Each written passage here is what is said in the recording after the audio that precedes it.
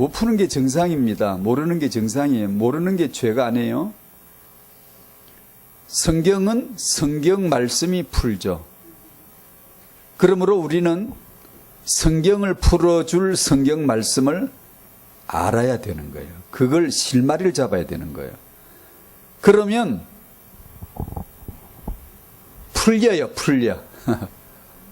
근데 이걸 실마리를 안 잡고 잡아 당기기만 하면, 아무데나 잡고 풀어버리면 우리는 풀었다고 생각하는데 그게 푼 게 아니에요. 얽힌 거예요. 꼬인 거예요. 실타래 풀어보면 알잖아요. 제대로 잡으면 그냥 주르르 따라 나오잖아요. 쭉 풀리잖아요. 그러나 한 번 잘못 잡으면 풀려지는 게 아니에요. 갈수록 꼬여요. 성경이 그와 같습니다. 성경은 성경만 풀어줍니다. 그래서 성경을 풀 수 있는 성경 말씀을 요소요소에 키워드로 박아놨어요.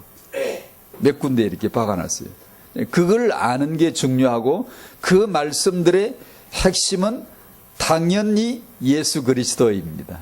그를 거기다 탁 박아놨어요.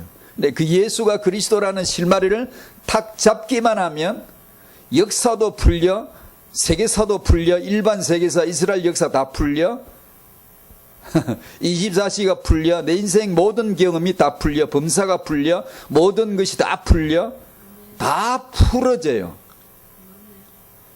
그 위에 다른 것으로 풀면 그게 유교예요. 그게 불교예요. 그게 종교예요. 그게 이슬람이에요. 네.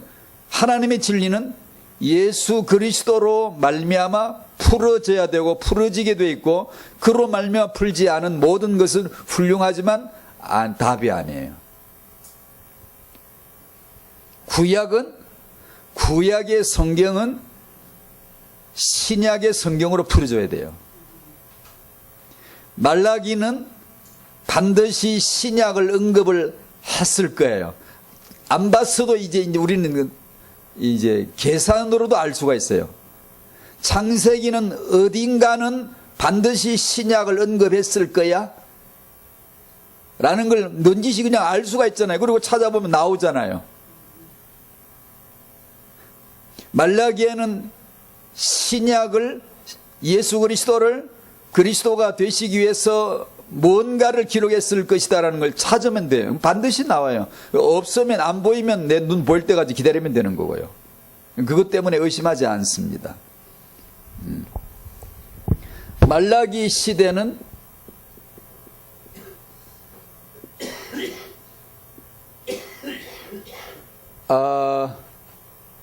굉장히 타락했죠. 제사장, 서부도 백성까지 모조리 타락했어요. 그래서 그걸 암흑 시대라고, 말라기 시대 이후 400년 암흑 시기라고 이렇게 말합니다. 흡사, 제가 마음에 그려보기에는 말라기 시대는 중환자실에 산소 호스를 코에다 집어넣어 놓은 것 같은 그림을 저는 그려봤고요. 이후 400년은 그 호스도 잘라버렸어요. 없어요.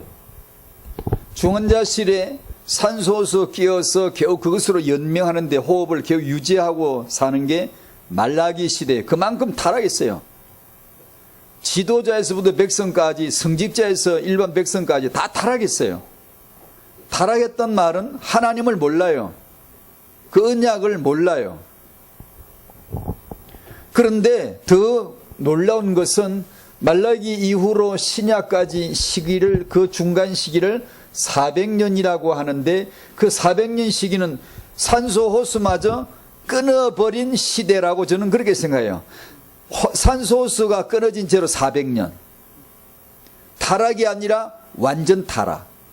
시체가 아니라 완전한 시체, 미라가 되어버려요. 400년 동안 하나님 말씀 한 번도 못 들었다. 자자손손이 대대로. 우리 할아버지도 못 들었고, 예수 몰랐고, 아버지도 몰랐고, 나도 모르고, 자자손손이 예수를 알 턱이 없는, 말씀을 들었어야 알지, 전해주는 자가 있어야 듣지, 단 한 번도, 단 한 사람도 없던 시기가 400년인데 우리는 밥 먹고 사는데 언약 백성 말씀 먹고 사는 게 언약 백성인데 말씀을 400년 동안 단 한마디도 들은 게 없다? 완전히 죽은 것이죠. 완전히. 그걸 신구약 중간 시기, 암흑 시기라고 이렇게 표현들 하세요. 산소호흡 그거마저 끊어진 거죠. 숨 못 쉬고 죽은 지가 400년. 하나님 말씀 못 들은 지가 400년. 여러분 한 주 동안 말씀 안 듣고 주일 예배 빠지고 한번 그래 지내보세요. 생명 가진 자는 반응이 금방 나오게 돼 있어요. 죽은 자는 괜찮고요. 어쩌면 더 편할 수도 있고요. 그러나 산 자는 이상해 못 살아요. 이게 아닌데 이게 아닌데. 근데 구약 신약 사이 400년이나 걸렸다고요. 암흑 시기. 말씀의 빛이 단 한 번도 비춰준 적이 없어요. 전도자를 만난 적이 단 한 번도 없어요. 한 사람도 만날 수가 없었어요. 이 시기를 암흑 시기라고 합니다. 이 암흑 시기 동안에 지난번에 설명을 잠깐 했었습니다. 정치적으로는 로마가 시대를 평천화하고 지배하던 시대였어요. 유대인들은 유대교 종교를 만들어서 기형적인 종교화가 되어져 있었고, 로마의 치세 아래에서 제가 이 두 가지를 지금 설명하고 싶은데, 하나는 암흑시기. 역사의 암흑시기는 왜 존재했을까? 왜 필요했을까? 역사는 성경을 성경으로 풀어야 되고, 구약은 신약으로 풀어야 되고, 모든 역사는 예수 그리스도로 말미암아 풀어야 되는데, 이 역사는 우연이 아닐 텐데 왜 400년 동안이나 암흑시기였을까? 그것도 자로 잰 듯이 400년. 언약 백성을 애굽에 집어넣고 400년, 광야에 집어넣고 40년, 광야에서 40일 동안. 왜 그렇게 자로 잰 듯이 이렇게 성경은 꼭 400년이었겠어요? 401년은 아니겠습니까? 410년은 아니겠어요? 애굽에서 430년이라는 기록도 있듯이. 그렇지만 메시지를 주기 위해서 400이라고 딱 끊는 겁니다. 이렇게 그 안에 메시지를 담아주기 위해서. 여기서 단순하게 풀고자 하는 것은 그 400은 암흑이라는 거죠. 완전한 암흑입니다. 근데 왜 역사에 암흑이 필요했을까? 예수 그리스도를 위해서입니다. 이 말을 역사적인 해석을 하면, 야, 그 시기는 암흑이었어. 내 인생으로 말하면, 나 그 시기는 진짜 암흑이었어. 망했지, 병들었지, 친구 떠났지, 아무도 날 위로해주지 않았지. 내 인생에 완전히 암흑 시기였어. 역사로 풀면 그 시대가 암흑 시대이고, 하나님의 주권 아래에서 조명해 보면 예수 그리스도가 오실 수 있도록 배경을 만들어 놓은 거예요. 내 인생의 그 암흑 시기에 알고 보니 내 인생에 예수가 그리스도란 진리가 접근할 수 있도록 만들어 놓은 배경이었다는 걸 알았어요. 제가 제 인생에서요. 그게 제 인생의 신구약 중간 시기예요. 제 인생의 암흑기라고요. 암흑기. 이스라엘 역사의 암흑기 400년. 역사적으로는 암흑기고, 하나님의 주권 아래에서 영세전에 계획하신 하나님의 아들 계획을 놓고 보면 이 시기는 예수 그리스도를 위한 시기예요. 예수 그리스도가 오실 수 있는 배경을 만드는 시기예요.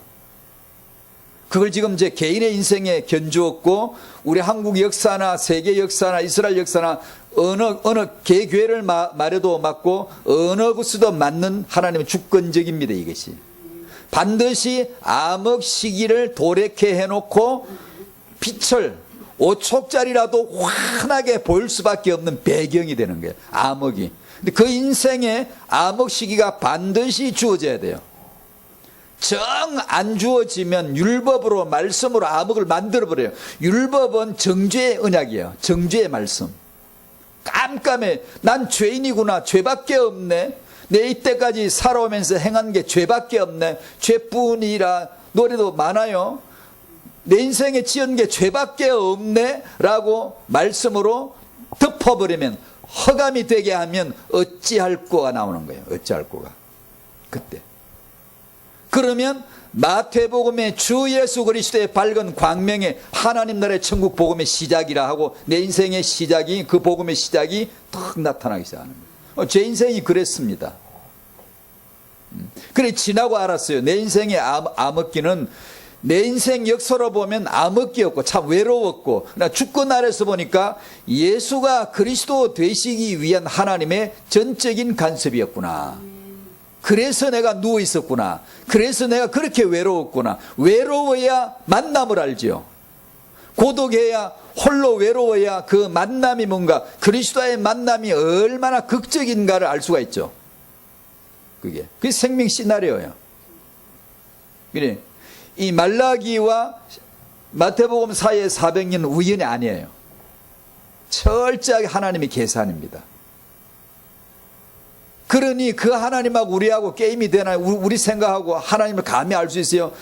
4주도 아니고 4년도 아니고 40년도 아니고 400년 동안, 그걸 어느 인생이 지금 400년 암흑 시기 동안 저 하늘의 하나님은 지금도 작업하고 계셔, 그걸 알 사람이 누가 있었겠어요? 아무도 모릅니다. 알 수가 없어요. 지금 이 시대는요, 제가 말라기 묵상하면서 그걸 마지막으로 묵상했거든요. 지금 이 시기가 말라기 시대 이후처럼 암흑기라는 것을 볼 수 있어야 돼요. 그게 보여져야 돼요. 그러면 와, 어떻게 이렇게 진리는 철저히 외면될까? 오직 예수만이 그리스도라는 이 복음을 왜 철저하게 외면당하고 있을까? 두 번째, 예수 그리스도는 오실 거야. 제사장들, 바리새인들, 서기관들, 종교 지도자들부터 깜짝 놀라게 하면서 그게 진리가 아니었어. 그게 대세들이, 주류들이 늘 떠들던 그것이 진리가 아니라, 그것이 복음이 아니라, 예수만이 그리스도라는 그 원색 복음이 나타날 때가 다가오고 있다라는 것을 암시해 주는 거예요. 그러니까 지금 이 시대가 세상으로 말하면 정말 세상은 그 자체가 암흑이고, 언약의 백성 위에도 하늘이 까맣게 지금 흑암이 드리워져 있음을 보아야 돼요. 그래야 예수 그리스도의 도래하심을 소망할 수가 있는 거예요. 그걸 기대하고 바라볼 수 있는 거예요. 믿음으로 믿음으로 믿음, 믿음으로 믿음. 찬송 불렀잖아요. 믿음으로. 그게 왜 필요해요? 암흑인데 믿음이 필요한 거예요. 암흑이 아니면 왜 믿음이 필요해요? 철저히 암흑 시기인데 그래도 예수 그리스도의 복음에 미래의 소망이 있음을 믿는 자들이 있는 거예요. 믿으시기를 바랍니다.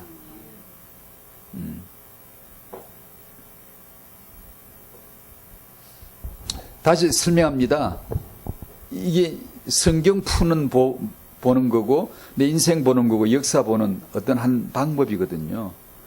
이 시기는 철저하게 암흑 시기였다. 그러나 알고 보니까 복음이 오시려고, 그분이 오시려고 예비된 역사의 장이었다 라는 것을 알 수가 있고, 그것을 그대로 끊어다가 내 인생에도 갖다 대니까 그게 맞네. 지금 이 시대에도 갖다 대면 그래, 그럴 거야.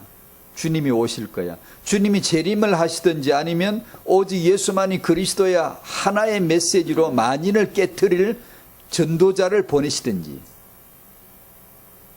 그 시대에 살아있는 자 한 사람 말라기를 보내시든지, 말라기는 세례요한이 올 거야, 예수님 오실 거야 했는데 이 시대의 전도자는 주 예수만이 그리스도야 라고 하는 메시지를 목숨 걸고 만인을 깨트릴 자가 나오든지, 하나님이 보내시든지 아니면 주님이 직접 오시든지 하시겠죠. 그러나 그 시대는 기억하십시오. 내가 올 때 세상에서 그 믿음이라는 것을 내가 보겠느냐라고 하신 주님의 의미심장한 말씀을 기억하셔야 됩니다. 믿음은 아무나 아무의 것이라도 되는 게 아니에요.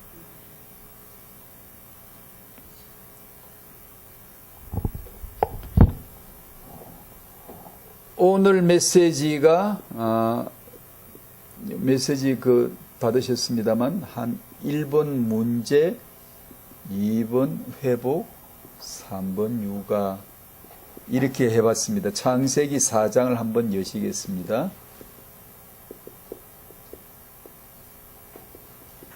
32절인가?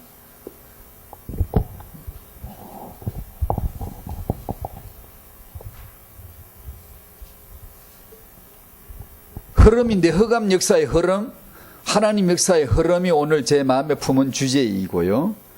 이것은 흘러간다. 지금도 흘러간다. 하나는 네피림 흐름이 있고 하나는 렘넌트 흐름이 있는데 흘러간다. 내가 어디에 들어가야 되나? 우리 후대를 어디다 세워야 되나? 그 하나님의 흐름 속에 있어야 된다라는 뜻입니다. 창세기 3장 아시죠? 이 사건, 하나님을 떠난 사건이 있고 4장에서 형 가인이 아벨을 쳐서 죽이는 살인사건이 타락하고 나서 금세에 나타나죠. 살인하는 자가 마귀인데 살인하는 자 가인이 이 땅에 마귀가 현현하듯이나 보이지 않는 마귀가 보이는 마귀가 나타나듯이나 죽이는 자가 하나 나타나죠. 마귀 가문을 이루어서 드디어 창세기 4장 16절 이하로 흑암 가문을 쭉 만들어내는데 이걸 어떻게 한번 읽어봐야 되겠네. 4장 16절부터 24절까지 한번 읽도록 하죠. 시작. 가인이 여호와의 앞을 떠나서 에덴 동쪽 노 땅에 거주하더니 아내와 동침하며 그가 임신하여 에녹을 낳은지라. 가인이 성을 쌓고 그의 아들의 이름으로 성을 이름하여 에녹이라 하니라. 에녹이 이라스를 낳고 이라스는 머후야엘을 낳고 머후야엘은 머드사엘을 낳고 머드사엘은 라멕을 낳았더라. 라멕이 두 아내를 맞이하였으니 하나 이름은 아다요 하나 이름은 실라였더라. 아다는 야발을 낳았으니 그는 장막에 거주하며 가축을 치는 자의 조상이 되었고 그의 아우의 이름은 유발이니 그는 수금과 퉁소를 잡는 모든 자의 조상이 되었으며 실라는 두발가인을 낳았으니 그는 구리와 쇠로 여러 가지 기구를 만드는 자요 두발가인의 누이는 나마였더라. 라멕이 아내들에게 이르되 아다와 실라여 내 목소리를 들으라. 라멕이 아내들이여 내 말을 들으라. 나의 상처로 말미암아 내가 사람을 죽였고 나의 상함으로 말미암아 소년을 죽였도다. 가인을 위하여는 벌이 7배일진데 라멕을 위하여는 법이 77배이리로다 하였더라. 이렇게 해서 하나님 떠난 아담 이후로 그 가인을 통하여 가인의 계보, 가인의 후손, 가인의 가문이 쫙 이렇게 일거가 됐습니다. 25절 26절 읽으시죠. 아담이 다시 자기 아내와 동침하며 그가 아들을 낳아 그의 이름을 셋이라 하였으니 이는 하나님이 내게 가인이 죽인 아벨 대신에 다른 씨를 주셨다 함이며 셋도 아들을 낳고 그의 이름을 에노스라 하였으며 그때에 사람들이 비로소 여호와 이름을 불렀더라 하면 은혜죠. 은혜로 주세요. 다른 씨를 주세요. 씨란 단어가 나오면 항상 기억하세요. 씨, 자손, 제라, 이 씨란 단어가 나오면 항상 탁 기억하셔야 돼요. 예수 그리스도를 항상 기억하셔야 돼요. 성경에서 뭐 씨다 아브라함에게 내가 씨를 줄 거다, 뭐 네 후손을 통하여 내 씨를 통하여 만인이 복을 받을 거다. 이 씨가 나오면 예수 그리스도를 바로 연상 떠올려야 돼요. 성경에서 그 씨를 주시면서 끊어진 대를, 언약의 대를 이어주시는 은혜입니다. 그래서 5장에서 아담의 계보가, 새로운 계보가, 언약의 계보가 쫙 이렇게 5장 32절에 누가 나오죠? 노아가 나옵니다.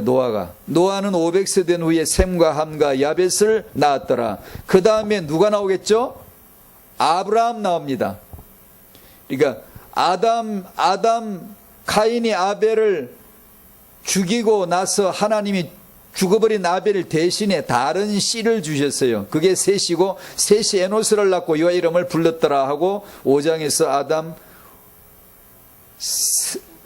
셋세 후에 계보를 쭉 쫓고 마지막에 노아, 그 다음에 노아 다음에 체인을 걸겠죠. 하나 다 걸겠죠. 셈의 후예 중에 아브라함 다음에 체인이 쩍쩍쩍쩍 가다가 누가 다윗의 자손 예수 그리스도까지 쫙 연결되는 거예요.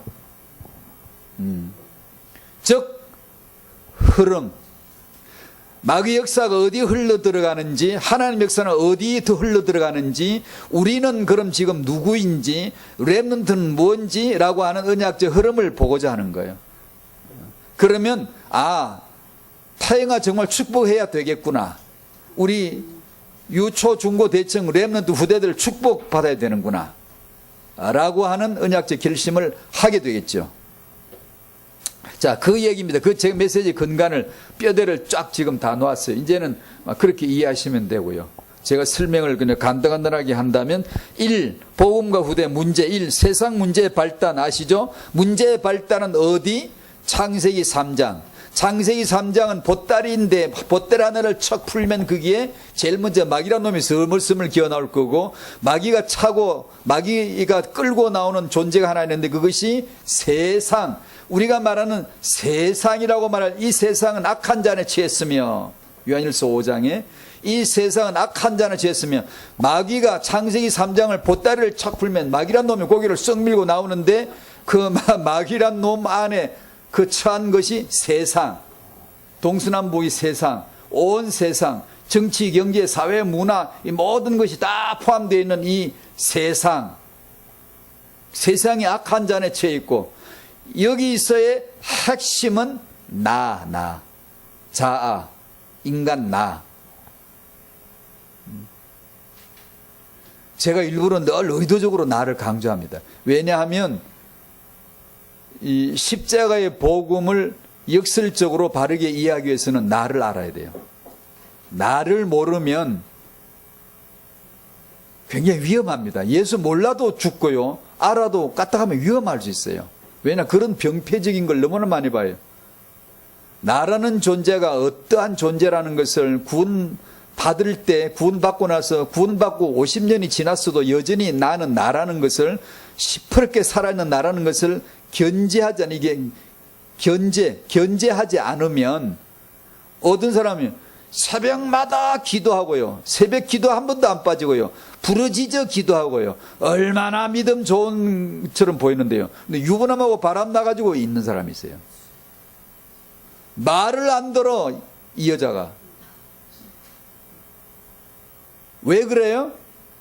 나를 잃은, 지금 내가 누군가를, 마귀는 꺾일지어다 아무리 해도 내가 지금 범하고 있는 이 죄에 대해서 어떤 이의 충고도 듣지 못하는 거야. 왜 그런 줄 알아요? 나 중심이에요. 나 중심 마귀 결박, 나 중심 구원 축복, 나 중심 축복, 이것이요 얼마나 위험한가를 아셔야 돼요. 나라는 존재가 얼마나 악하고 연약한가를 구원받은 20년 후라도 늘 잊으면 안 돼요.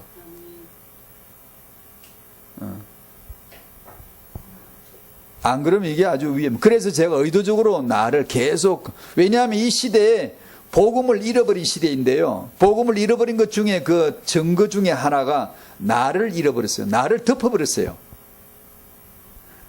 나란 존재를 덮어놓고 신앙생활을 하는 거예요. 그러니까 구원의 복음이 나를 확 끄집어내야 되는데 이걸 안 끄집어 나오니까 구원의 감격을 동시에 누릴 수가 없는 거예요. 그 큰 구원, 성도들을 감동시킬 것은 구원에는 있으면 안 되거든요.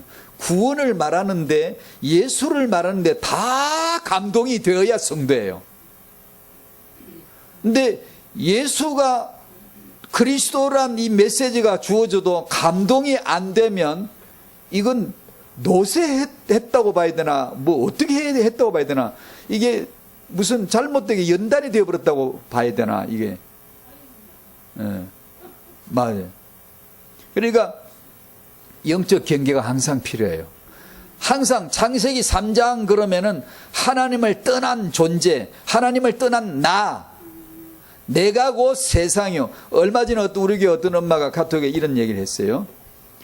제 메시지를 듣고 그에 대한 반응을 보인 거죠.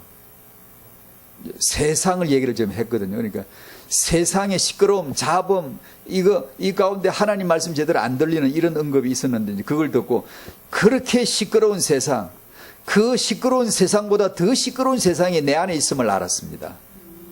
그게 나요, 나. 잘하는 거예요, 그게. 그걸 깨달아야 아무것도 불편해. 내가 믿음 생활 어려운 거 나밖에 이유가 없어요. 마귀? 아니에요. 마귀는 한 단계 넘어서라니까요. 나인 줄 내가 깨달아 버리면 누가 한 놈이 다 꼬꾸라져. 그놈이 마귀예요. 야, 내가 나구나. 하나님 떠난 게 나구나. 우상이 나구나. 세상이 나구나. 라는 걸 깨닫는 순간 뭐 한 놈이 퍽 쓰러지는 소리가 나요. 그게 누구게? 그게 마귀 놈이에요. 그걸 아셔야 돼, 그걸. 근데 나라는 존재가 드러나지 않은 채로 마귀를 아무리 결박을 하려고 그래도 나란 육이 안에서 살아있기 때문에 내가 왜 꺾여야 돼? 내가 왜 도망가야 돼? 도망 안 가요. 갈 리가 없죠. 그래서 자꾸 나를 드러내는 겁니다.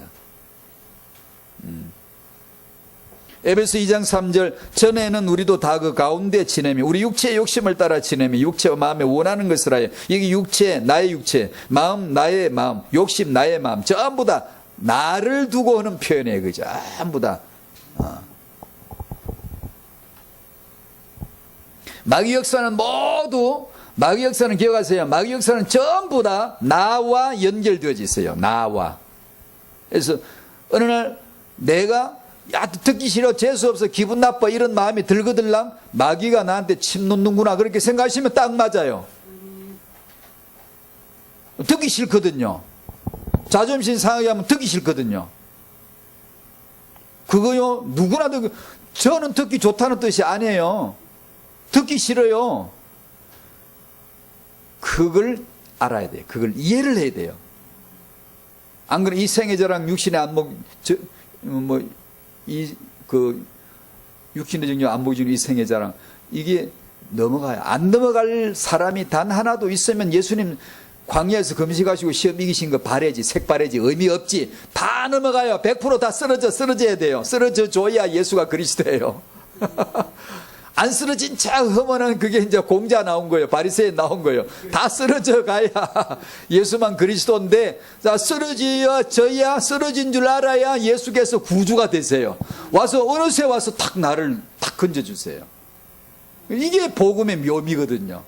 내가 죽을수록 살아나고 자빠질수록 일어나고 무너졌다는 걸 알수록 건강해지는 거예요. 나는 이렇게 금방지고 약하고 악한 존재라는 걸 아는 순간, 커밍아웃에 드러내는 순간 하나님이 살려주시죠. 생명으로 충만하게 성령의 열매, 이거 한번 내 열매인데 성령의 열매는 예수거든요. 예수, 하나님 자체예요. 하나님이 그 사랑입니다. 희락, 화평, 오래 참음, 자비, 영선이에요. 근데 그걸 맛배기를 주시잖아요. 나를 공유해라. 나에게 참여해라. 정말 이것은 하나님이 아니면 이건 내게 올 수가 없어라는 사랑이요, 확연히 구분된 사랑이 내게 나타납니다. 언제나 그러진 않아요. 제 경험으로 언제나 그러진 않지만 분명히 그 맛을 보여줘요. 하나님 나라 가면 이렇게 했구나, 하나님 나라는 이런 게 흐르겠어 라는 게 능히 짐작이 되는 그 묘한 이상한 황홀한 사랑, 희락, 화평, 오래 참음 이런 것들을 주세요. 그게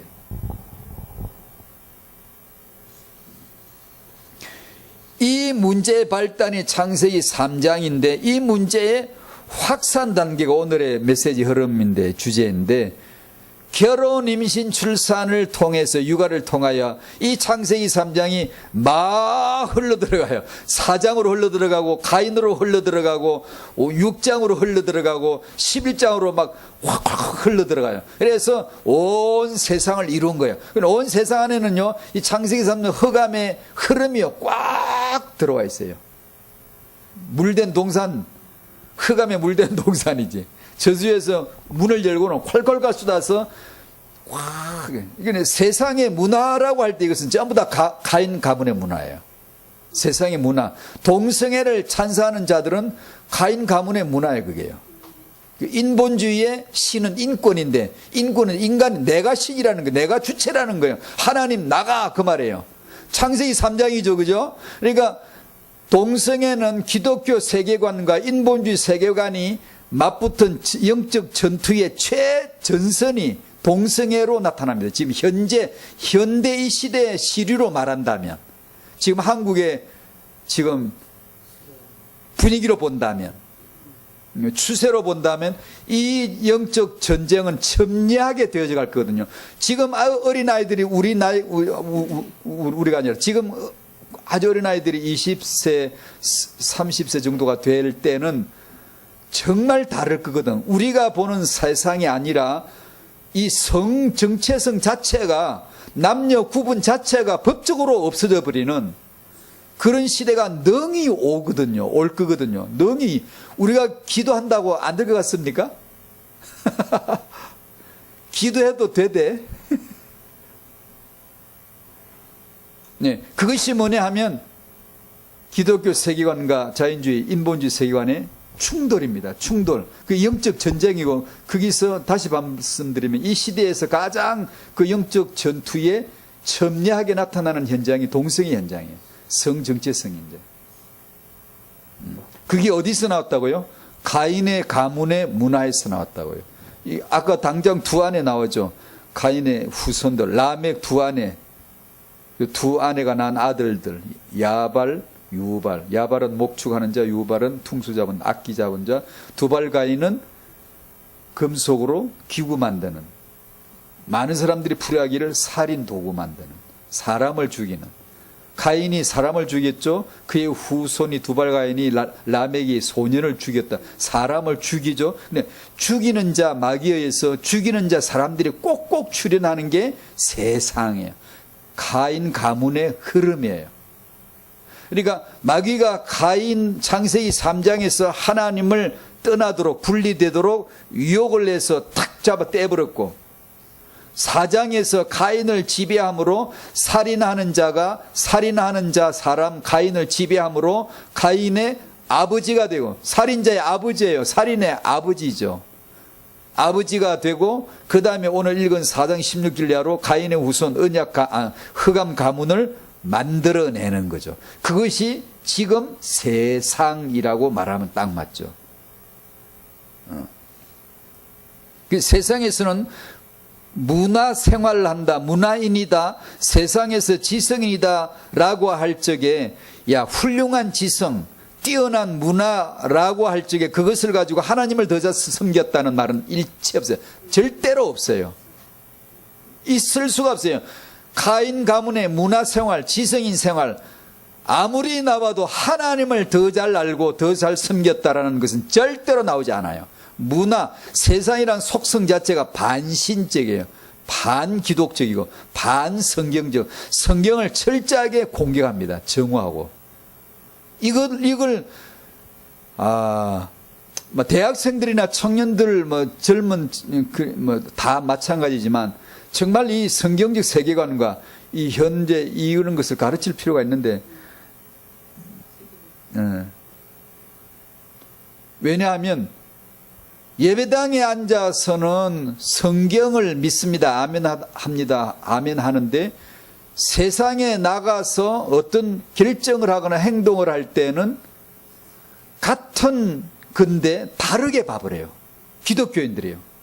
그걸 이율이라 그럽니다. 이율 배반적이라고 하는데, 하나의 산을 놓고 말이 각각 달라요. 이때는 맞다고 하고 저 때는 틀리다고 말해요. 같은 산을 놓고. 그러니 기독교인들이 이 영적 전투를 제대로 알지 못하면 예배당에서는 아멘 했는데 그 같은 내용을 세상 나가서는 거꾸로 말할 수 있어요. 전혀 아멘을 안 하고 거꾸로, 여기서는 반대로 거기 가서 찬성할 수 있다니까요.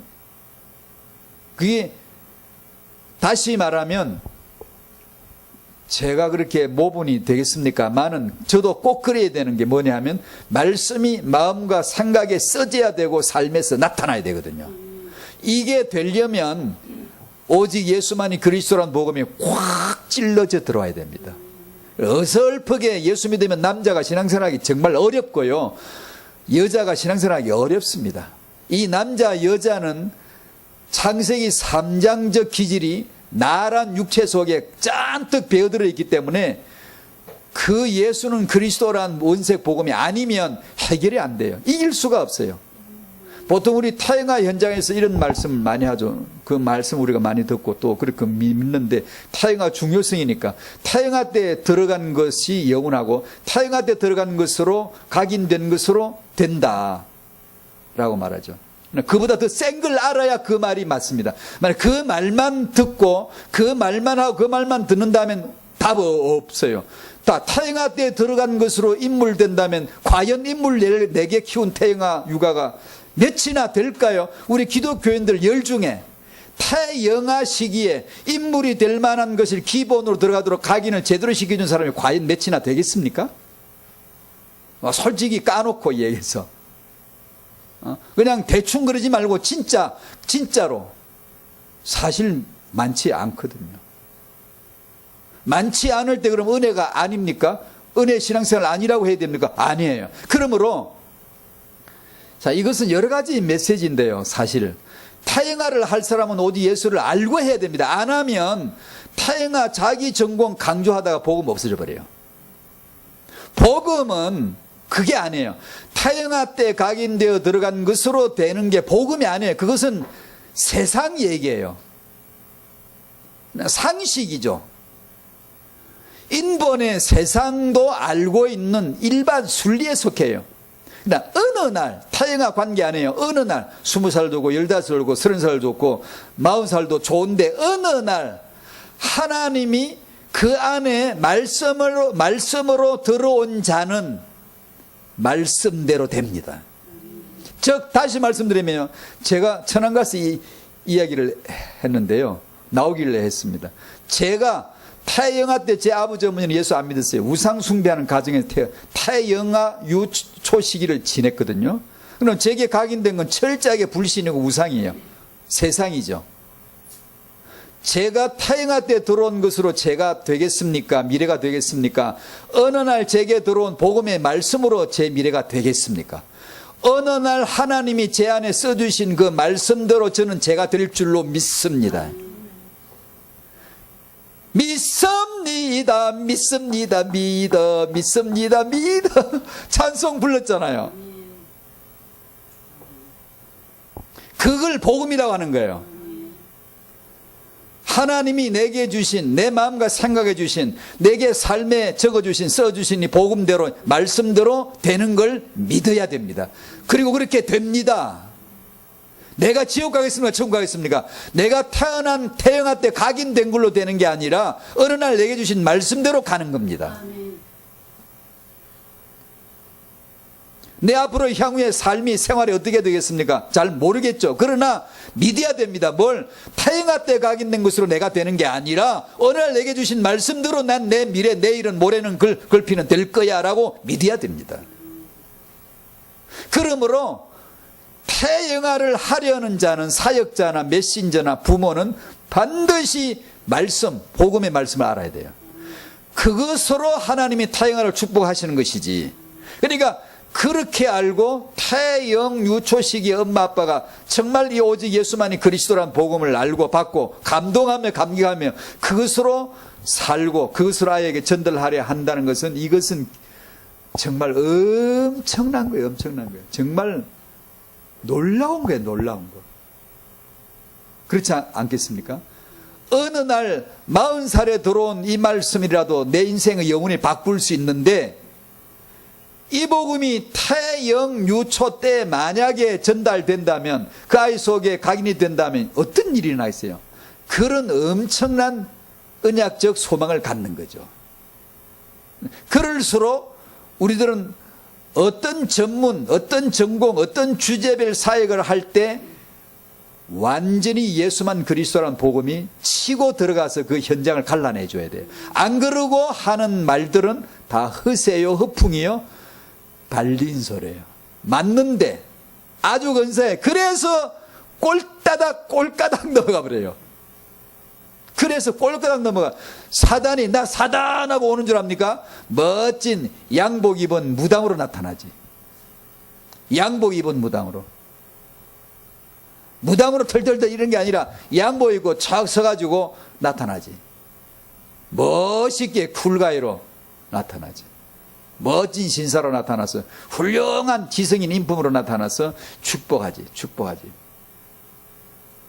제가 언젠가 봤던 영화 그 대사처럼, 그 악당처럼 나는 이것들에게 희망이란 독을 먹인다.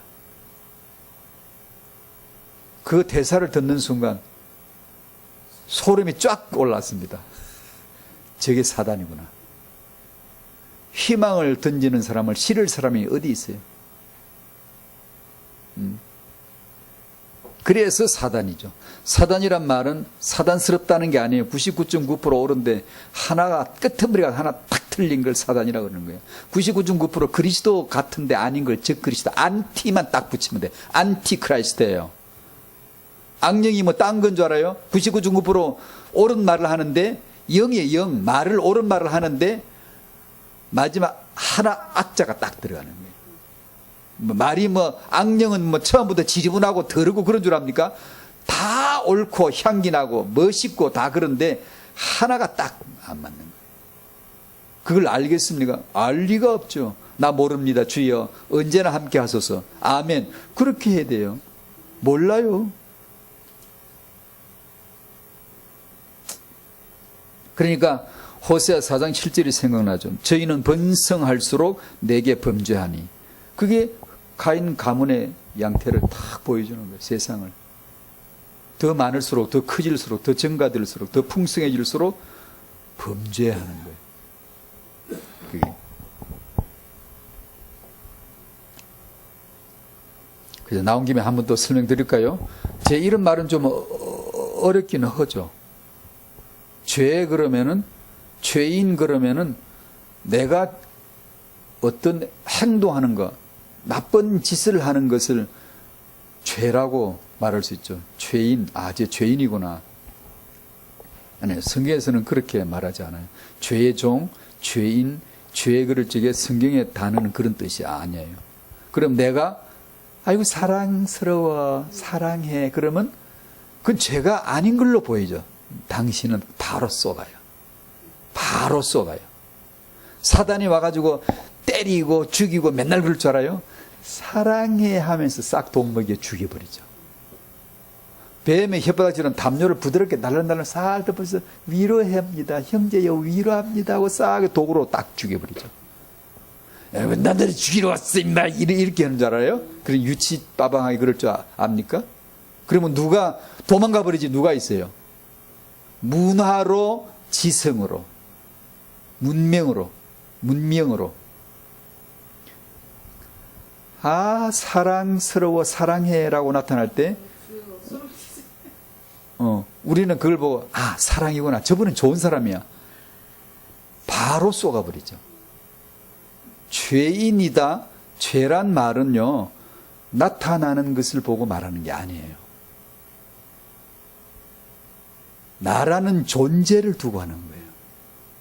그러므로 내가 선을 말해도 그게 죄요 선이에요? 죄죠. 성경이 말한 죄는 그걸 말해요.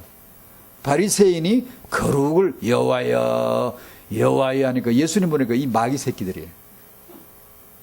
이 마귀, 네 앞이 마귀 자식들이 저러고 있는 거죠. 그걸 아무도 몰랐어요. 아무도 몰랐어 그걸. 예수님이 오실 때까지 아무도 몰랐어 그걸.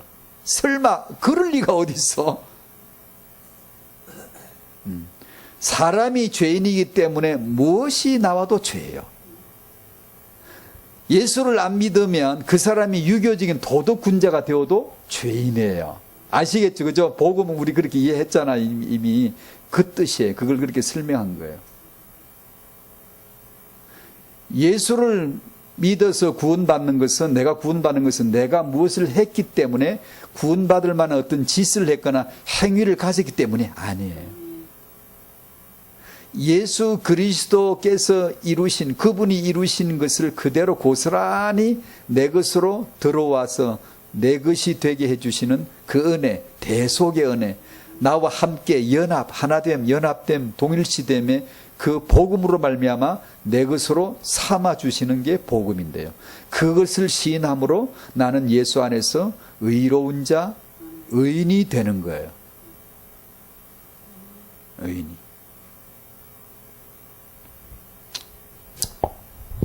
그 정도라고. 2번 회복. 사람은 복음 믿어야 됩니다. 복음 믿으시기 바랍니다. 예수를 그리스도로 믿으셔야 됩니다. 믿으셔야 될 이유 전도자를 통해서 계속 말씀 받으셔야 되죠.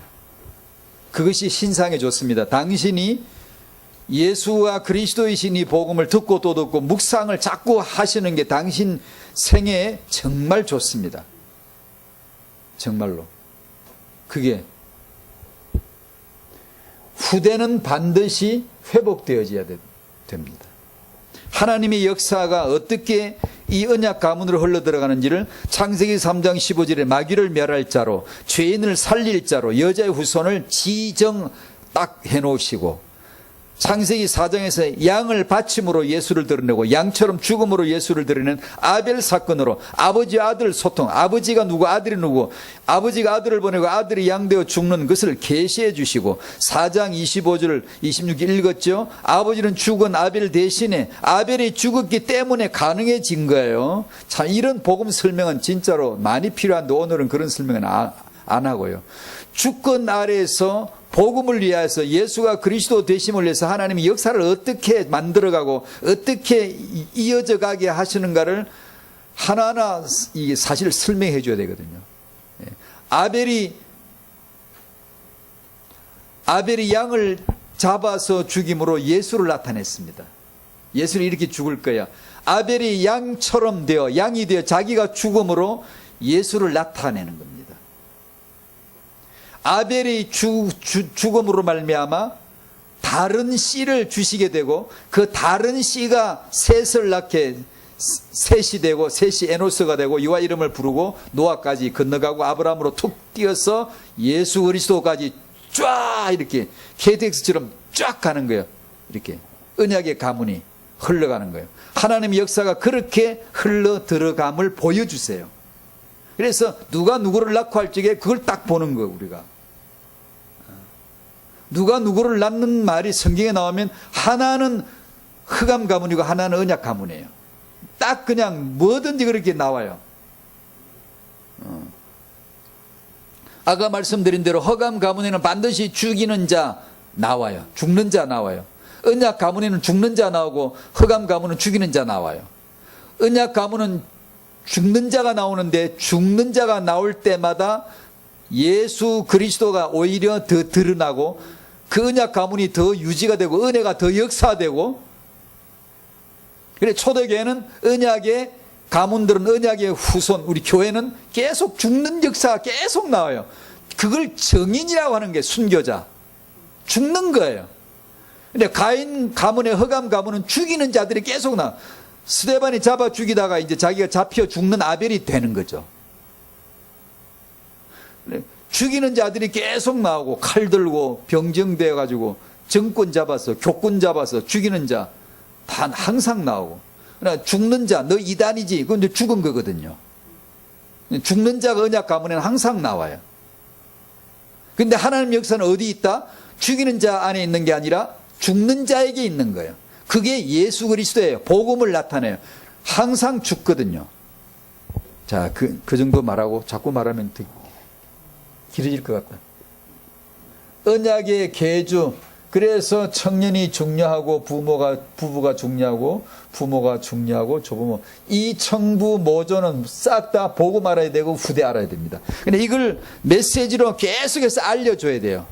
복음을 알려줘야 되고, 복음은 태영하고 관계가 없는 것 같죠. 후대하고 아무 관계가 없는 것 같은데, 그래서 후대 집회 그러면 후대 얘기를 하는 걸 우리가 그렇게 들을 줄 알고 있어요. 그거 자체가 아주 잘못된 거예요.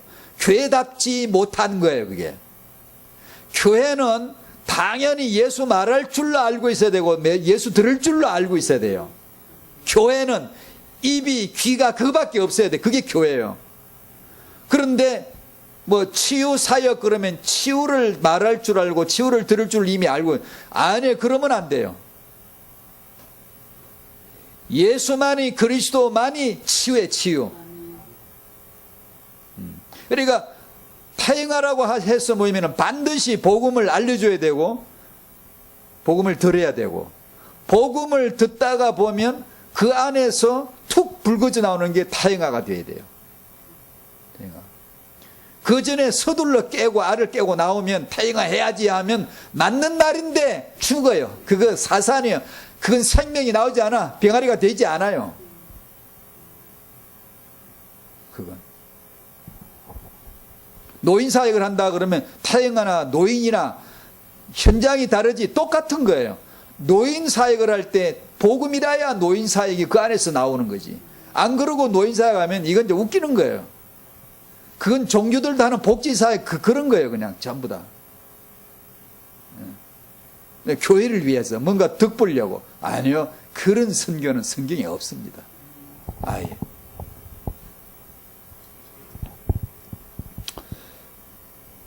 육아 함정은 우상입니다.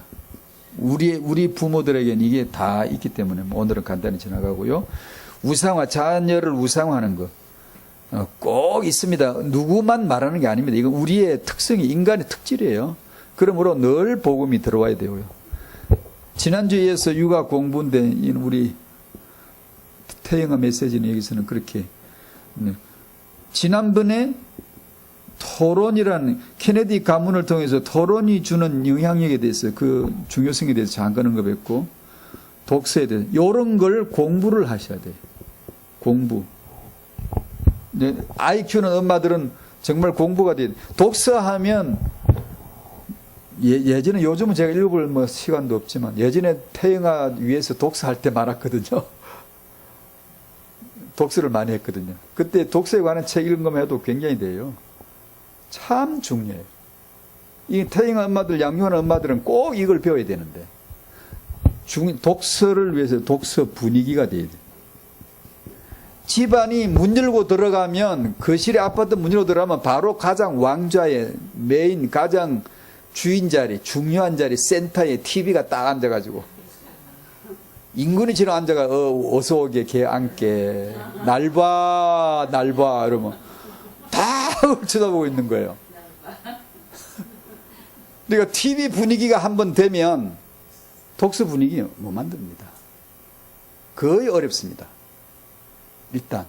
그래서 독서는 분위기가 일단 중요한데 독서 분위기를 딱 잡아야 되는데 예사 엄마가 아니면 이거 모르거든요. 잘 안 되거든요. 왜 자기부터 안 되니까. 엄마가 안 읽더라도 책을 붙이고 다녀야 되거든. 만약에 이런 나이, 이런 육아 때라면은 폼이라도 독서 분위기를 만들어줘야죠. 왜냐하면 아이가 자랄 때 빨아먹어야 될 영양분 중에 하나가 독서를 통해 오는 게 반드시 있기 때문에 이게 안 되면 안 되는 거야. 그래서 이 굉장히 이제 육아하는 자들에겐 참으로 중요한데 이게 분위기 쉽지 않아요. 그래서 이거 정말 많이 묵상해야 돼요. 많은 묵상과 이에 대한 필요성을 단호하게 깨닫고 딱 결정 내려서 아빠 엄마가 합의해가지고 딱 뭉쳐가 전사가 돼 전투적인 전사가 돼가지고 딱 뭉쳐서 전투를 해야지. 어떤 일이 있어도 지켜내자 해가지고 TV를 이길 수 있어야 되고 스마트폰이나 게임 문화 이런 걸 이길 수 있어야 독서 분위기를 만들어내는데 보통 일이 아닌 것 같더라고요. 이게. 오늘 여기서 이 정도 하고 유 목사님 메시지 가운데 태영아 메시지 주시면 항상 표현 중 하나가 집에서 개인이 어려우니까 교회를 통해서 그러니까 태영아 부모님들이 그런 것도 활용을 잘 하시면 좋겠고 교회의 주일학교 교회 주일학교에서는 교회에서는 물론 예배가 참 어린이 예배가 어느 예배보다 중요하게 되도록 만들어줘야 돼요. 신경을 써줘야 되고 말씀이 살아 역사해야 되고 말씀이 그러니까 말씀을 전달하는 교사나 그 어미 된 자는 누구보다도 강단의 메시지가 직통으로 소통될 수 있어야 돼요. 흥분 있고 감동 있고 퉁퉁 울려 뛰어야 되고 그 성경을 자세히 풀어준다고 풀어주는 거건데 그게 그런 게 아니잖아요. 그 감동의 흐름이 있잖아요. 그러면 아이는 그대로 그게 받아지더라고 이게. 그래서 그런 교사들로 세워진 하나라도 정 어려우면 축소를 시켜서라도 이렇게 그냥 괜히 조직만 늘리고 그냥 막 밥만 막 늘려가지고 아무나 해가지고 막 그냥 근성근성 모양새만 갖추는 거. 어린아이 때 이렇게 하면 곤란해요, 이거 진짜. 예배를 그렇게 해버리면. 예배 뭐 흥미없고 그냥 식어버리고 이러면 정말, 그래, 어린아이 때 예배가 재밌고 아주 뭐 노래도, 그러니까 우리 교회 같은 데 작은 교회지만 그 엄마가 노래를 매주 지어요, 매주. 쉬운 게 익숙한 동요 이런 것들을 개사를 해요. 그래서 복음 가사를 탁 붙여서 쉽게 만들어서 아이들이 금방 배워버려요. 그걸로 게임을 하고 놀이도 만들고 뭐 만들기도 하고 말씀도. 그걸 보고 느낀 게, 야, 그러니까 저렇게 예배가 살아있도록 해줘야 된다. 그리고 엄마들은 개인이 집에서 어려운 것들을 교회 와서 그런데 같이 참여해가지고 주일학교 참여하고 해서 적어도 그 정도 관심이 있어야 안 되겠어요? 아이를 키우는 엄마가. 그렇게 해서 같이 예배에 동참하고 즐겁게 하고 이렇게 해서 아이들로 하여금 사역을, 그 기간을 통해서 사역을 채워질 수 있도록 해주는 게 참 중요하겠다. 토론이, 독서니 이런 게 말처럼 쉽지 않아요. 굉장히 힘들어요. 나는 아무리 해도 안 되는데, 안 되는, 여기는 엄마들이 안 계시니까 뭐 괜찮습니다만, 어떤 그런 엄마들 고민이면 나는 안 되는데, 안 돼도 괜찮아요. 안 되면 안 되는 대로 사세요, 그냥. 그걸 갖다 막 스트레스 되고 막 고민되고 막 이럴 필요가 없어요. 그러나 어떤 사람에겐 약간 독이 오르는 게 도움이 될 수 있어요. 약간 독이 올라서 기분이 약간 좀 상해가지고 좋다, 나도 한번 해본다. 요 정도 독이 살짝 오르게 되는 것은 상당히 도움이 될 사람도 있고요. 어떤 사람은 너무 힘들어. 난 안 되는데 괜찮습니다. 안 되면 그렇게 살면 됩니다. 하나님은 그거 안 됐다고 너 독서 못했으니까 탈락, 이런 분이 아니에요. 다만 육아를 공부하자니 이런 강조점이 나온 거고 또 이유 있어요. 이유가 있어요. 그래서 그런 거예요. 자, 여기까지만 하죠.